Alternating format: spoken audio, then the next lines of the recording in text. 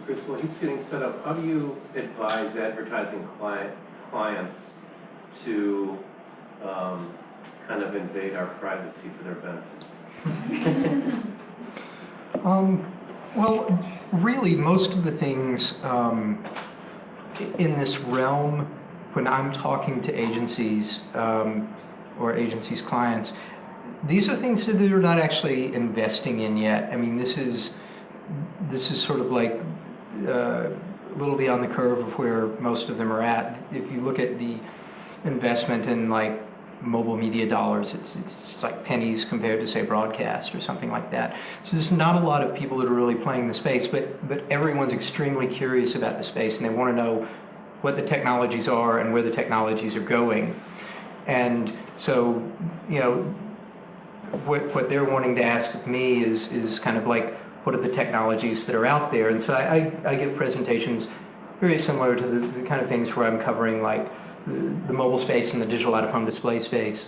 You know, that section of my talk is pretty much lifted from the type of things I'll cover, you know, when I'm speaking to clients, and it you know, it lets them sort of wrap their heads around what technologies are coming down the pipe.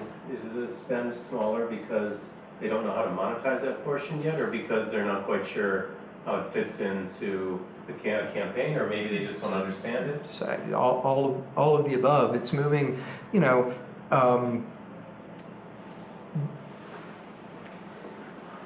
if you look at the way ad agencies are structured, and you look at how, like, all the large holding companies, you know, WPP and Interpublic Group and Omnicom and Havas, and there are these big umbrella holding companies, and the way their business model came about, they realized, to the credit of Martin Sorrell at WPP mostly, that the real money in advertising was in media management. You know, creative development is just, it's like the icing on the cake. To, you know, it's in terms of their actual margin, it's not where the money is made. So when you know, over the previous, starting in the 70s to the 80s and 90s, what happened was these big holding companies emerged that would go in and they would buy up all the ad agencies, and then after they bought them, they would go in, they would restructure them, they would extract the media management department, roll that up into a media management arm. They would media management, I'm sorry. Oh, media management is when there's like creative development of the content that runs, but then when you see a 30-second spot, somebody had to buy that media. And media spend is usually something like 10 times creative and production. So an ad campaign that they spend $2 million developing the creative for, they'll spend $20 million in media behind it, and they'll take you know, 10 or 12% commission on that media management, and that's where ad networks make their real money. And so when those holding companies realized that's where the margins and the real money were at, they went out and they went around the world and they bought up all the big ad agencies and the small ad agencies and everything else, and then they'd buy them, they'd restructure their management, extract the media management division of the company and roll that into a media management arm, and most of them will have two of them for conflict accounts. So let's say they buy an agency that has the Delta account, but they have another agency that has the American Airlines account, and they can't manage their media through the same arm, so they'll have like conflict account separation between their media management subsidiaries. And then the creative shops are you know, the bean counters are certainly squeezing, you know, every dime out of them they can, but that's not really where the cash cow is in the model. So as a consequence, well, how this relates to what we're talking about is that everything about the structure of the communications holding companies are set up to optimize margins on media management. And when you get into a situation like internet or particularly mobile, that that business model doesn't service the needs properly. If you look at, and mobile's a perfect example. If you take the creative agency here, the media management arm here, and then you sort of go down the departments, and you go, okay, creative development.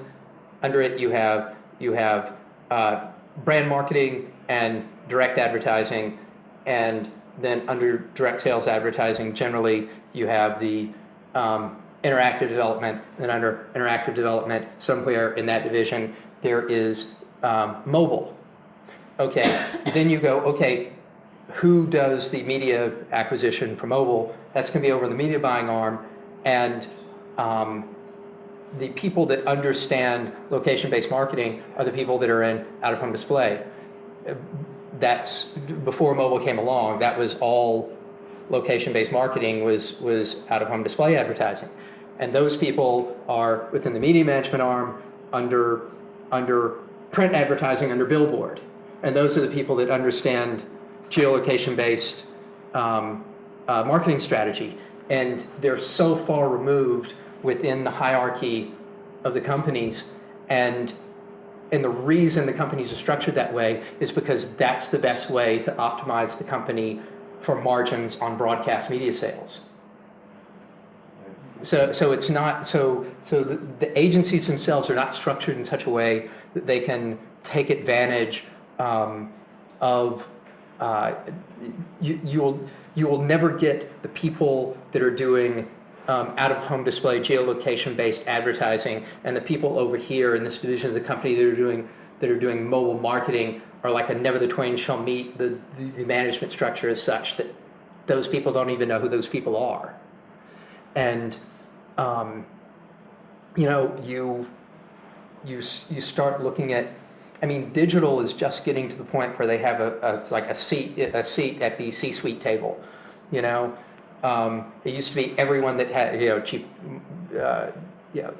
executive officer, chief operations officer, anyone that was in the C-suite was somebody that had been at the agency from a broadcast background, because that's where the largest margins are, and that's where the money was made, and that's where the people that would end up getting promoted to the top. So there was very little advocacy at the C-level for doing digital advertising work.